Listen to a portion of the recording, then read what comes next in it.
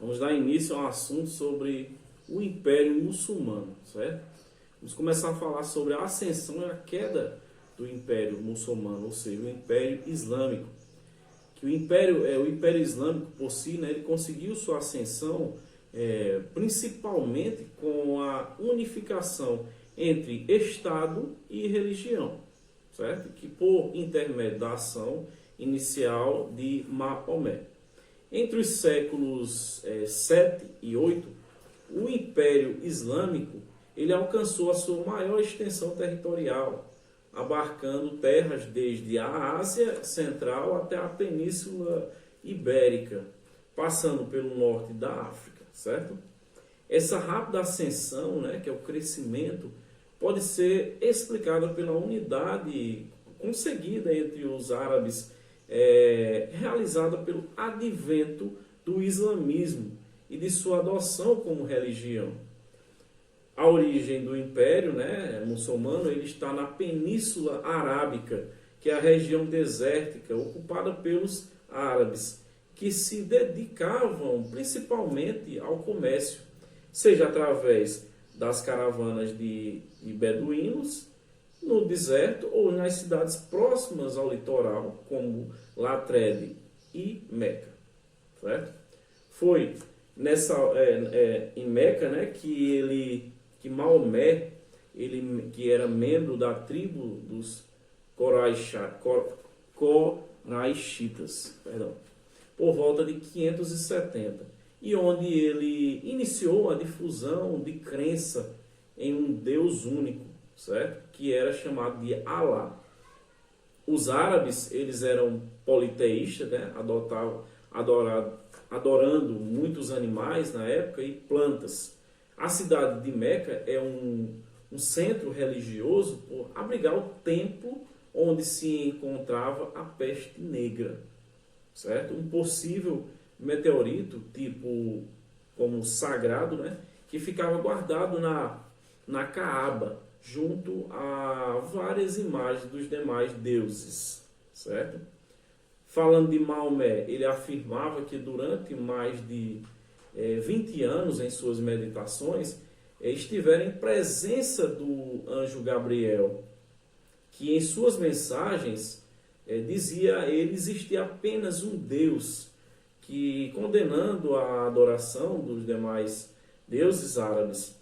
Ele dizia ainda que Maomé era um dos profetas de Deus, como Moisés e Jesus, e deveria difundir, né, pelo mundo a verdade divina repassada nas mensagens de Maomé, que iniciou as suas pregações em Meca, conseguindo adeptos, né, principalmente entre a população pobre.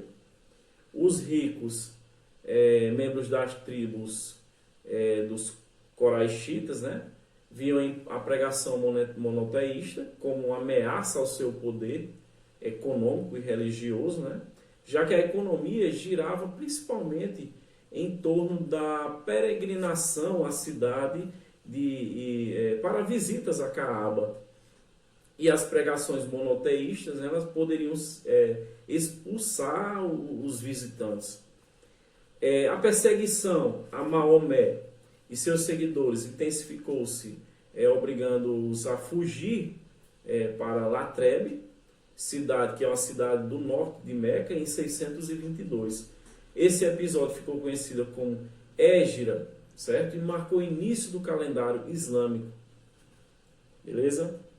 Então, em Latred, né, que depois denominada Medina, que é a cidade do profeta, né, Maomé ele conseguiu converter a população a formar um exército para conquistar Meca em 630.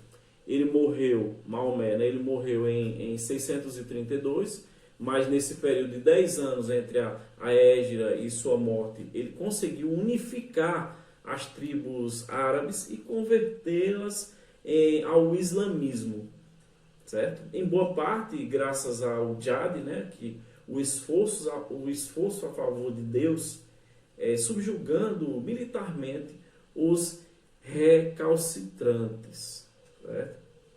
Então, até a sua morte, Maomé ele havia conquistado toda a Península Arábica e os 4 califas, né, que sucederam e expandiram o território do império para a Pérsia, a Mesopotâmia, para a Palestina, para a Síria e o Egito, certo?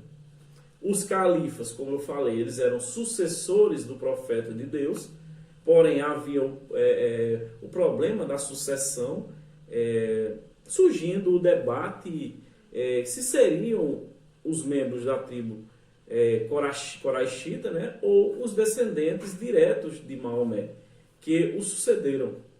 O primeiro califa acabou sendo sogro de Maomé, certo? Chamado de Abu Bekr. O Império Islâmico, ele era um estado teocrático, né, com o califa exercendo as funções de chefe religioso e chefe de estado também. Apesar de empreenderem uma guerra pela difusão de uma nova religião, né, os árabes eles foram tolerantes com cristãos e judeus nos territórios que eles conquistaram, pois eram considerados os povos do livro, indicando uma herança religiosa comum, certo? O quarto califa, né, Ali genro de Maomé, foi derrubado pelos membros da tribo dos Oamíadas, que eram ligados ao califa Otman, e iniciou uma nova dinastia. No período deles, né, dos Omíades, que foi em 661 e 750, o Império Islâmico conheceu sua maior extensão territorial, somando territórios na Índia, na Ásia Central, no norte da África e na Península Ibérica, certo? Eles foram sendo contidos, né, pelos francos em 732 na Batalha de Poitiers, passando ainda, né, a capital para Damasco. Nesse período que houve a principal divisão entre os muçulmanos, né, o que resultou nos sunitas e os xiitas, que uniram divergências sucessórias às questões religiosas, certo? Então os sunitas eles adotavam os preceitos de Sunna, né, do livro dos ditos e dos feitos de Maomé e do Corão, além de acreditarem que a eleição dos chefes deveria ser livre. Os xiitas, como eu falei, pelo contrário, eles assumiam a ligação apenas ao Corão e apontavam a necessidade de uma liderança centralizada. Em 750, os abacidas, né, derrubaram a dinastia omíada e transformaram Bagdá em capital do império, iniciaram um processo de desagregação com a instituição dos Emirados, que eram califados independentes, tais como Córdoba e Cairo. Posteriormente, né, a partir do século XIII, o império foi sendo também conquistado pelos turcos, povo originário da Ásia Central, né? Foi um processo que se estendeu até o início do século XX, mas que manteve o islamismo como religião. Na Península Ibérica, os muçulmanos eles foram derrotados pelos cristãos durante as guerras da conquista, né? Que tiveram fim no século XV.